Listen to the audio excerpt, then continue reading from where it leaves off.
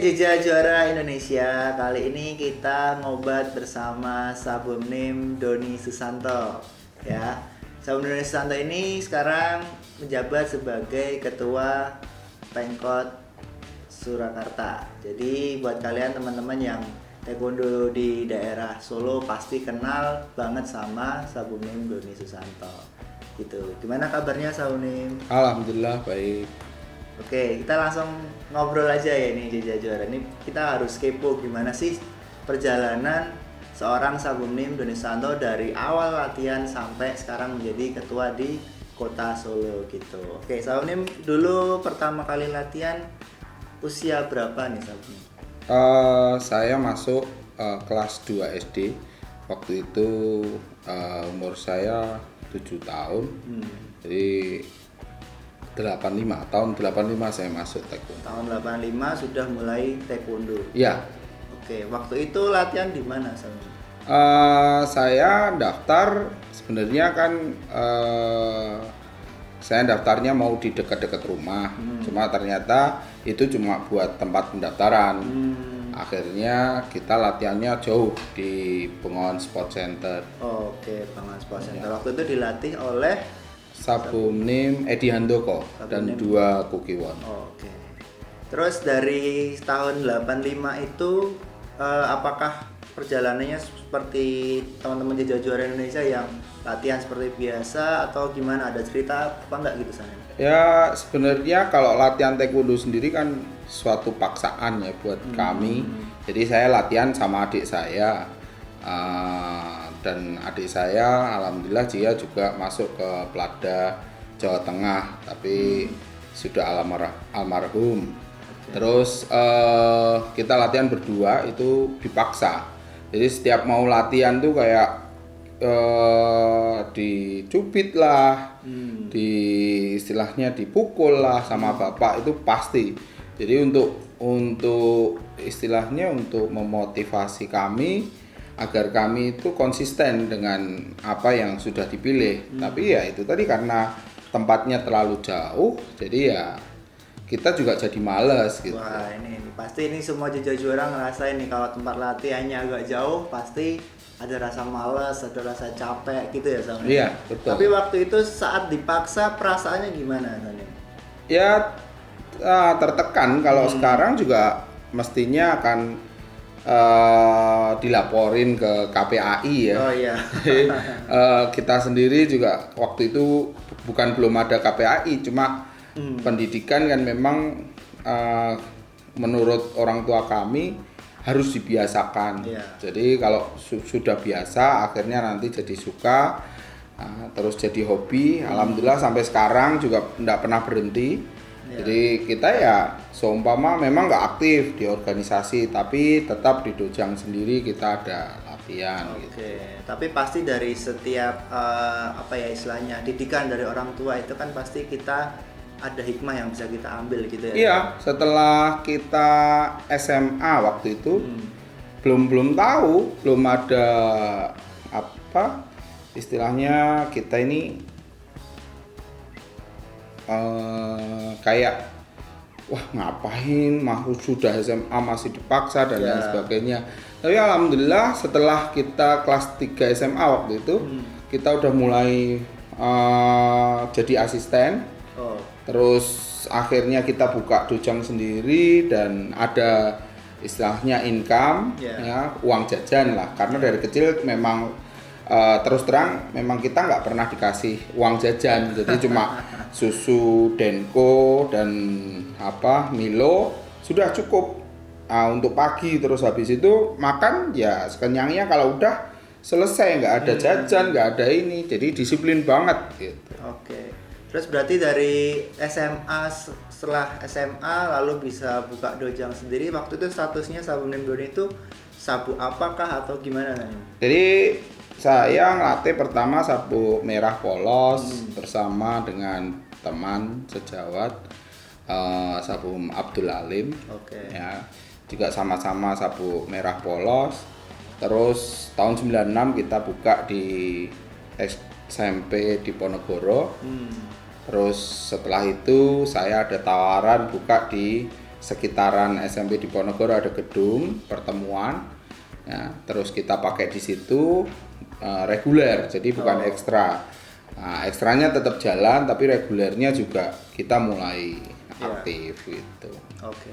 Terus waktu itu apakah kondisi taekwondo di kota Surakarta pada saat Sabumnim melatih itu, apakah anggotanya sudah sebanyak sekarang?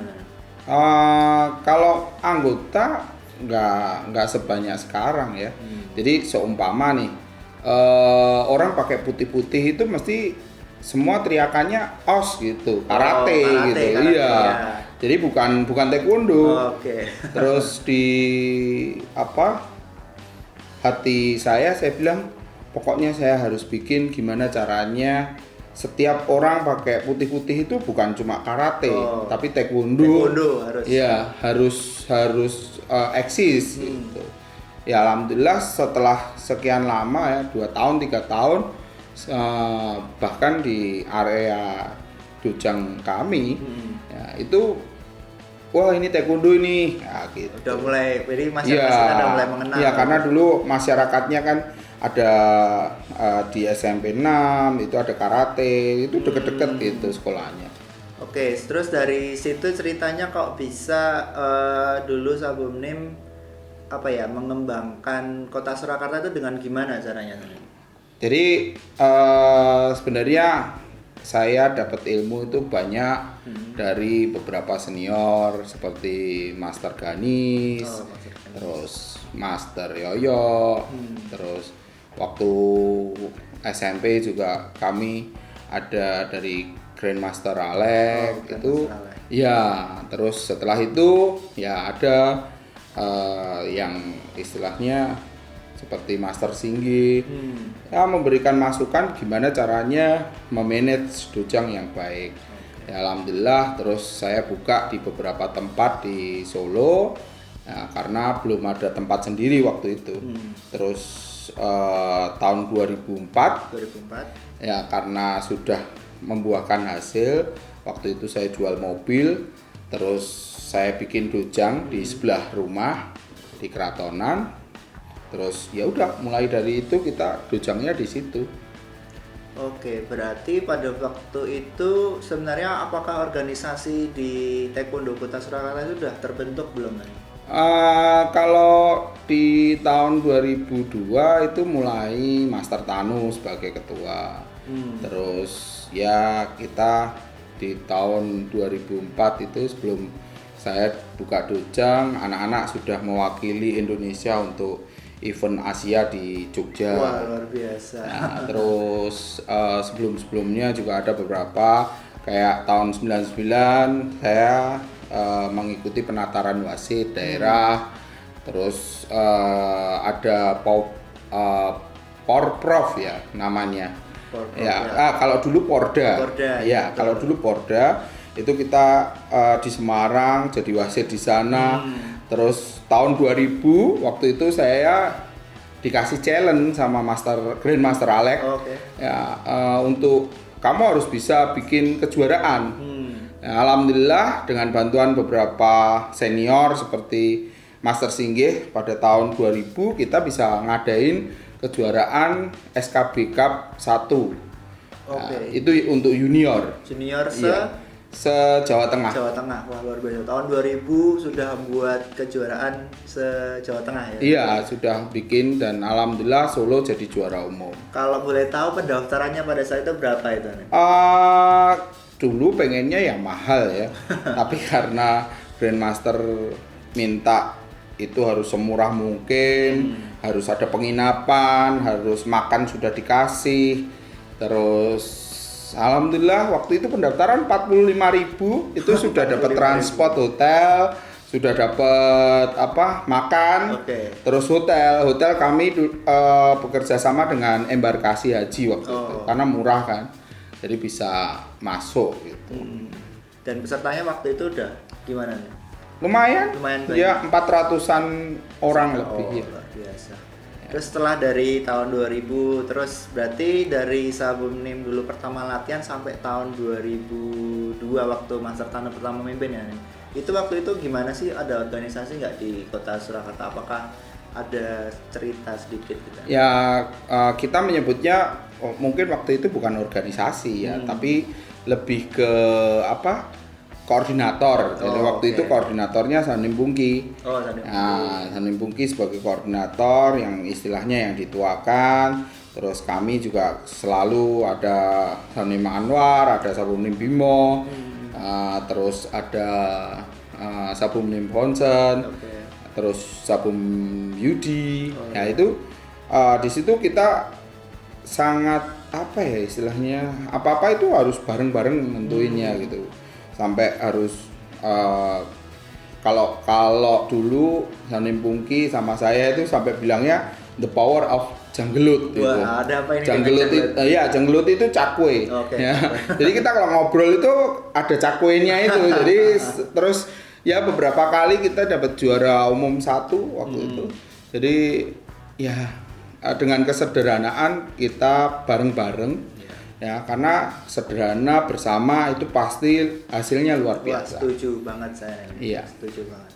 Terus begitu setelah tahun 2002 ke sini gimana nih perkembangannya Solo? Apakah dengan dipegang Master Tano ini pasti saya yakin prestasi Solo pasti meningkat? Iya, waktu Master Tano kita ada satu pemusatan latihan.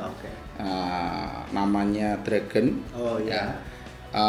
Bertempat di PMS Surakarta, ya. Terus kita di situ berlatih bareng-bareng juga, ya. Terus melesat ininya prestasinya luar biasa. Yeah. Ya, terus ada setelah itu Sabumnim Pungki mimpin Solo. Ya, sebenarnya setelah waktu itu sebelum Master Tano itu Sabum juga sudah diminta untuk jadi koordinator. Cuma saat itu saya dibilang sama Grandmaster Alex, kamu terlalu kecil gitu, masih. Usia berapa ya? Itu jadi tahun berapa? 2002 itu usia ya 23 ya, baru 23 gitu. Jadi masih terlalu kecil untuk jadi ketua Pengkot gitu. Akhirnya karena Master Tano pulang dari tim-tim ya. Terus kami sowan ke Master Tano untuk menjadikan beliau sebagai senior kami di Solo, dan beliau langsung mengiyakan, dan akhirnya ya Solo menjadi besar gitu. Dulu kalau mau ambil sabuk itu sama Sanim Pungki ke Salatiga sampai naik motor gitu, naik motor ngantuk-ngantuk. Nah, saya suruh boncengin saya suruh bawa nggak mau, saya mintanya yang boncengin. Jadi Sanim Pungki ngantuk di belakang, kita apa istilahnya yang nyetir, jadi nggak mungkin ngantuk kan. Nah, gitu. Saya nggak bisa bayangin tuh, waktu dulu kan pasti jarak dari Solo ke Salatiga kan nggak secepat sekarang, karena kan sekarang kan ada jalan tol lah, ada jalan yang sudah bagus-bagus gitu kan.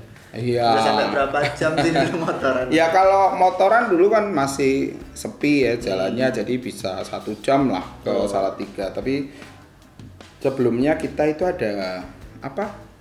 Pengambilan sabuk untuk anggota Kopassus di Gedong Songo. Jadi dari Gedong Songo kita langsung ambil sabuknya di tempatnya Sanim Dodok di mana? Salatiga gitu. Oh gitu. Terus setelah ini dipegang oleh Master Tano sendiri, Dragon ini kan namanya kan sampai, kalau saya kan bisa bilang nih bahkan Jawa Tengah tahu Dragon itu dari Solo gitu.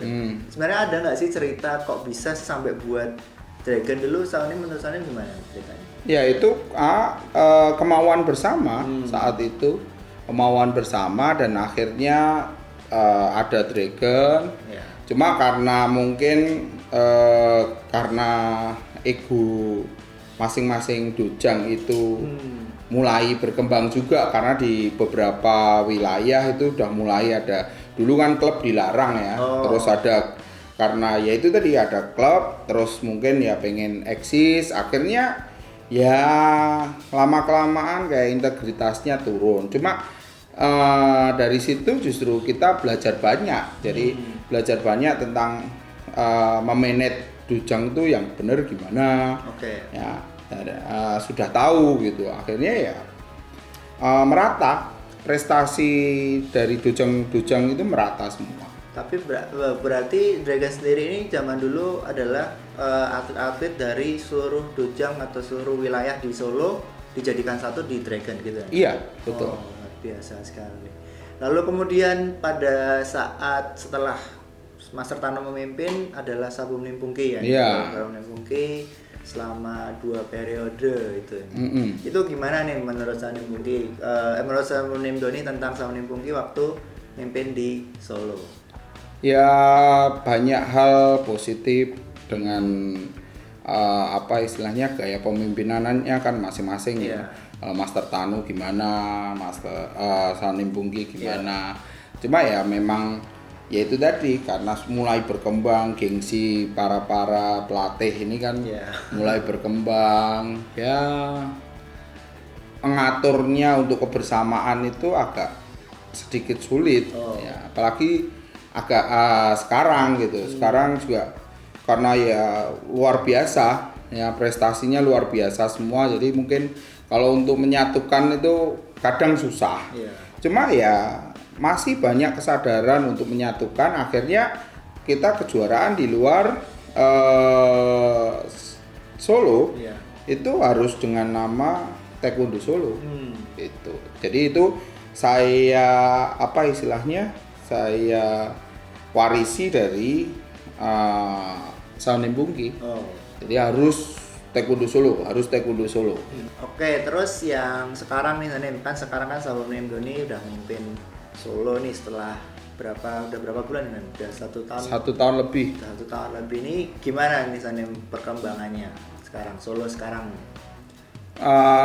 Jadi ya alhamdulillah ada beberapa kejuaraan yang kita bisa juara umum 1, juara umum 2. Ya itulah di situ karena mungkin dari masa Master Tanu terus Sabumnim Pungki itu kita udah kayak ada sedikit apa istilahnya ini nanti atlet ini bisa berbicara di tingkat nasional untuk 10 tahun ke depan atau 5 tahun ke depan. Jadi udah ada rancangannya. Itu. Harus visioner ya. Iya, jadi udah ada dirancang. Ini untuk ini gitu. Terus ya untuk apa istilahnya akhirnya ya kita bisa mewarisi untuk juara 1, juara 2, juara umum ya maksudnya, terus juara Popda, gitu. Oke, terus untuk kedepannya ini rencana Solo ini mau dibawa kemana ini? Jadi kemarin kita udah nyoba ada beberapa akademi. Nah, di tahun 2018 saya beranikan diri untuk mengikuti partnership di World Taekwondo. Wah, luar biasa. Ya, jadi kita berangkat ya salah satu-satunya dari Solo.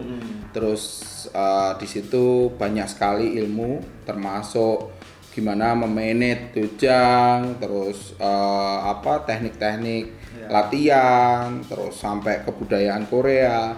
Terus 2019 kemarin saya bawa beberapa orang ya yang tentunya sih yang istilahnya kita anggap penting gitu. Kita anggap penting tuh ada dari Dojang BMI ada Sabum Ririt, dari Dojang Pajang ada Sabum Ikun.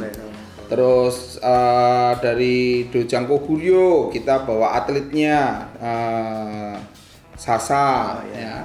Jadi terus kita di sana mengikuti akademi selama 8 hari, terus langsung mengikuti kejuaraan 2 hari.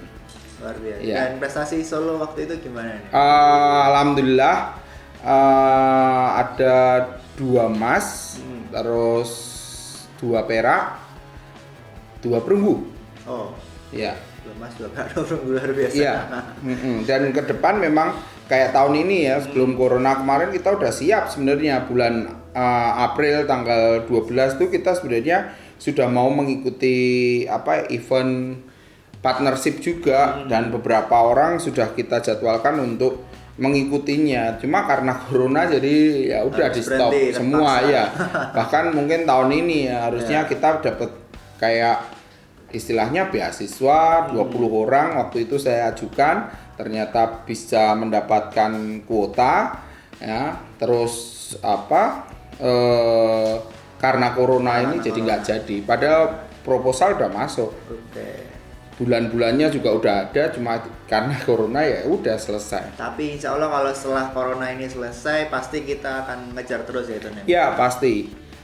Jadi hubungan internasional ya, jadi kita akan terus kejar karena di banyak sekali hal-hal yang mungkin dulu tidak kita dapatkan oleh pelatih-pelatih kita. Bukan pelatih-pelatih kita jelek, enggak. Cuma ya kita sebagai seorang taekwondoin juga harus berlatih banyak pelatih, apalagi di tempat asalnya di Korea, yang akhirnya bisa membawa dampak ke taekwondoin lainnya di Solo, Jawa Tengah ataupun di Indonesia nanti. Setuju banget ya. Iya. Nah sekarang pertanyaannya adalah boleh nggak Cica juara Indonesia yang katakanlah di Solo dan sekitarnya ini kalau ikut Saonim besok ke Korea boleh nggak nih? Ya tentunya kita akan melihat budget juga, jadi tidak semua juga kita kasih subsidi ya. Ada yang memang mereka swadana pengen ikut kejuaraan di Korea yang akhirnya mereka berangkat gitu.